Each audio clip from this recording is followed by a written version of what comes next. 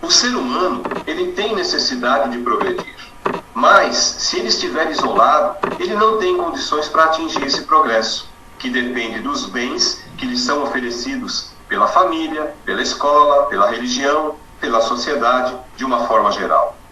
Para o espírita, essa ação política deve ser sempre inspirada nos princípios do aspecto filosófico do espiritismo. Né? E nesse caso, amar é desejar o bem. Portanto, a exteriorização política do amor é a expressão do querer bem e do agir para o bem de todos. Essa é a ação política dos bons cristãos e dos bons espíritas. O espiritismo apresenta conceitos muito claros e muito precisos para essa atuação. O espiritismo trabalha com a educação. Esta é a base da própria doutrina, porque para praticar o espiritismo, nós temos que nos educar. E a educação tem um conteúdo extremamente político, porque ela muda a nossa forma de ver o mundo e de agir nesse mundo. É cada vez mais importante que os centros espíritas percebam a importância de discutir os assuntos da realidade concreta. E isso não é fazer política no aspecto partidário, mas sim auxiliar na conscientização dos espíritas sobre como entender a sociedade e de como agir na sociedade de uma forma crítica e consciente. E sempre, claro, né, com base nos princípios espíritas.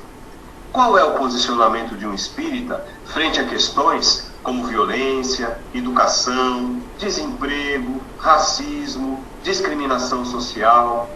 O que nós podemos fazer no nosso âmbito para combater esses problemas? Porque não adianta nada querer ser apenas espíritas lá no plano espiritual. Nós podemos e devemos estudar a moral espírita na sua teoria, mas a demonstração de entendimento desses estudos vai se dar na prática, enfrentando todos esses problemas do cotidiano. O verdadeiro cristão é reconhecido pelas suas obras. O Herculano Pires afirma que o espiritismo se liga a todos os campos das atividades humanas, não para entranhar-se neles, mas para iluminá-los com as luzes do Espírito. E na questão 654 de O Livro dos Espíritos, a pergunta é assim: Deus dá preferência pelos que o adoram desta ou daquela maneira? E a resposta é que Deus prefere os que o adoram do fundo do coração, com sinceridade, fazendo o bem e evitando o mal, aos que julgam honrá-lo com cerimônias que não os tornam melhores para com seus semelhantes. Então, para se fazer o bem e evitar o mal, é necessário que o homem seja participante da sociedade em que ele vive, através de ações que preservem os seus próprios direitos naturais e também, dentro das suas possibilidades, defenda os direitos naturais do seu semelhante. Essa adoração a Deus, no conceito espírita, tem uma ação política dentro da sociedade e, de uma forma mais ampla, uma ação política no planeta em que se vive, que se traduz em fazer o bem e evitar o mal. Esse conceito de adoração a Deus leva o espírito à sua reforma íntima, à autoeducação como indivíduo, e também colabora com a reforma da sociedade e os seus padrões de egoísmo e de orgulho. Falando mais uma vez do Livro dos Espíritos, na questão 766, a pergunta é se a vida social está na natureza. E a resposta é que, certamente, Deus fez o homem para viver em sociedade. Não lhe deu inutilmente a palavra e todas as outras faculdades necessárias à vida de relação. Todos nós temos um compromisso com a sociedade em que vivemos. Precisamos participar da sociedade, dando a nossa contribuição de acordo com as nossas possibilidades intelectuais e sentimentais. O espírita, pelo conhecimento que ele tem da doutrina social espírita, que está baseada nas leis morais do Livro dos Espíritos, tem o dever de participar de uma forma ativa e consciente na sociedade em que ele vive, trabalhando para que os princípios expressos nessas leis morais se efetivem na sociedade humana, porque a omissão e a ociosidade sempre vão produzir a inutilidade. E depois da gente ver todas essas coisas, como que o espírita deve atuar na política? Bem, o espírita, ele pode e deve estudar os princípios político-filosóficos no centro espírita. Esses princípios, eles estão contidos na terceira parte do Livro dos Espíritos, que trata sobre as leis morais. Através desse estudo, ele deve identificar nas instituições humanas onde estão o egoísmo, o orgulho, a injustiça, e deve agir para que tudo isso seja eliminado da sociedade humana. O espírita precisa confrontar os fundamentos morais do espiritismo com os fundamentos morais dos partidos políticos, para ter segurança sobre quais deles devem ter o seu apoio, ou até mesmo a sua própria participação. A militância política do espírita deve sempre estar voltada para o interesse do ser humano, e a sua ação política precisa estar em harmonia com os valores éticos e morais do espiritismo. O espírita deve fazer do seu voto um testemunho de amor ao próximo. O voto é uma forma de demonstrar o seu amor ao próximo e à coletividade, analisando se a conduta de um determinado candidato corresponde com os princípios morais do cristianismo. E o espírita também pode participar conscientemente da ação política na sociedade, mas sem deixar de lado o estudo e a reflexão do espiritismo. Bem, vimos como que o espírita deve atuar na política. Agora, como que o espírita não deve atuar na política? Em primeiro lugar, evitando de levar a política partidária para dentro da casa espírita ou das entidades do movimento espírita.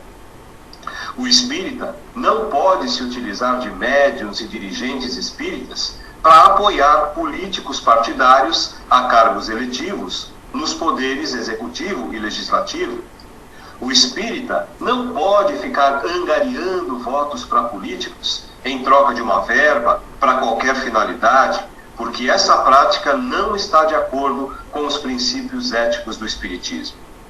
O espírita também não deve apoiar candidatos que se dizem espíritas ou cristãos, mas que aprovam leis injustas, que fazem aquelas chamadas barganhas e que usam a política somente para os seus interesses pessoais. E também não deve participar da política apenas por conveniência, para melhorar a própria vida ou para receber alguma retribuição por isso. Jesus orientou: e quem governa, seja como quem serve. A chegada da nova era vai passar inevitavelmente pela renovação política. Nada muda se os políticos não mudarem. O Livro dos Espíritos, nas questões 860 e 1019, registrou que a força das coisas possibilita a mudança, mas não construirá uma sociedade mais justa, mais livre, mais feliz, sem que cada família, cada grupo, cada cidade, cada nação elabore o seu projeto, organize a sua ação para chegar a essa sociedade melhor. O Cristo nos ensinou a paciência e a tolerância, mas nunca determinou que os seus discípulos estabelecessem qualquer acordo com os erros que infelicitam o mundo. Por conta dessa decisão, ele foi levado à cruz e legou o seu último testemunho de não violência, mas também o testemunho da não acomodação e não conformidade com as trevas. Para o aprimoramento da sociedade se realizar, se deve trabalhar a fim de aumentar o número de pessoas esclarecidas, justas e amorosas, de maneira que as suas ações superem as ações daqueles que são mal intencionados. O chamado de uma nova ordem social está clamando no coração do mundo, e o mundo não pode deixar de atender esse chamado. Para os espíritas, o cristianismo não pode ser apático. Se o cristão ficar apenas rezando e contemplando o mundo à distância, sem participar do trabalho de transformação do homem e da sociedade, jamais a palavra do Cristo vai ter a influência necessária. O verdadeiro cristão, o que tem o Evangelho dentro de si e não fica apenas repetindo os versículos, ele não pode cruzar os braços dentro de um mundo arruinado, poluído pelos vícios, pela imoralidade e pelo egoísmo. Alterar essa estrutura social que alimenta o egoísmo em todos os grupos sociais é uma providência urgente. Nós precisamos aproveitar a força das coisas que está criando as possibilidades de mudanças. Isso só pode ser feito, como diz Allan Kardec, combatendo todas essas causas, e o caminho para isso é colocar novos princípios em prática nas famílias, nas instituições, nas escolas, nas igrejas e em todos os grupos sociais. De uma forma que todas essas instituições e esses movimentos sociais comecem a demonstrar a viabilidade de novas soluções. Voltando a falar um pouquinho da nossa nação, se o Brasil realmente tem essa missão de se tornar o coração do mundo e a pátria do Evangelho, então é preciso começar a pensar no Brasil de um ponto de vista mais realista. Só assim nós poderemos fazer com que isso se realize de verdade. O Evangelho apresenta a mais elevada forma de vida político-administrativa aos povos da terra. Os ideais democráticos do mundo são originados dos próprios ensinamentos de Jesus. A questão é encontrar o indivíduo humano que esteja realmente disposto à execução desse princípio tão sublime. Quase todos os homens se atiram à conquista dos postos de autoridade, de evidência, mas geralmente se encontram excessivamente interessados somente nas suas próprias vantagens.